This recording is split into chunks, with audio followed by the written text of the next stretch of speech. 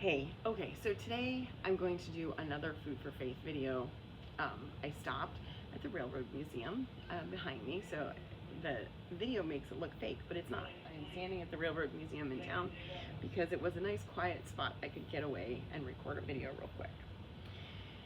I'll give you a little bit of background behind the purpose of this. It kind of piggybacks off of my last Food for Faith video. However, it also has been a topic of conversation in our own family and in my home. And what I'm talking about today is shrinking who you are in order to accommodate other people. And so, without further ado, I'll get into it. But I think this is something that really affects most of us at least some point in our lives. And it's something that I know that I've struggled with. And there are two words that I use with my children and my clients all the time: authenticity and intentionality. And that's really what this message today is about. So bear with me. Sometimes we shrink ourselves to make other people feel comfortable. We quiet our voices, our opinions, and we hide our ideas. We try not to be too much. But the truth is, when we shrink ourselves to fit inside what someone else's comfort zone is, we slowly start abandoning who God created us to be. That's not just spiritually unhealthy, it has mental, emotional, and physical health ramifications. The body keeps score. I said that in my last video. And when you constantly feel like your voice is causing conflict or you're upsetting someone, that speaking honestly is going to cause turmoil, then your nervous system stays in fight or flight. You'll start to edit yourself, you'll start to second guess yourself, and eventually you start telling yourself that subconscious story that says, maybe I am too much, maybe I should just stay quiet, maybe my opinion doesn't matter. But that story is a lie. Scripture reminds us of something very important in 2 Timothy 1:7. For God has not given us a spirit of fear, but of power, love, and a sound mind. Fear shrinks us, but God designed us for power, clarity, and courage. Over the last 2 decades, working with thousands of people, I've seen something very fascinating happen.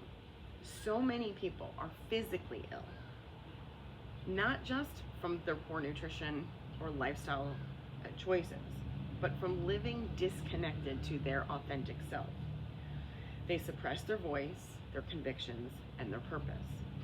When you suppress who you were designed to be, it does create internal conflict. These are 2 lessons I teach my clients and my children that I had to learn the hard way. Authenticity matters and intentionality matters. Without those 2 things, we drift through life reacting instead of living on purpose. And when that happens, we never fully step into the purpose that God created us for. But here's the thing most people don't say. Very often, your purpose is going to make those around you very uncomfortable. When you speak the truth, when you shine light into dark places, when you refuse to participate in lies and corruption, it disrupts things. That disruption isn't wrong. Jesus himself said in Matthew 5:14, "You are the light of the world. A city set on a hill cannot be hidden." But notice what that verse does not say. It does not say, hide your light so that people feel more comfortable. It says the opposite. You were designed to shine, and light always exposes what the darkness tries to hide. Sometimes when you show up authentically, it makes other people uncomfortable.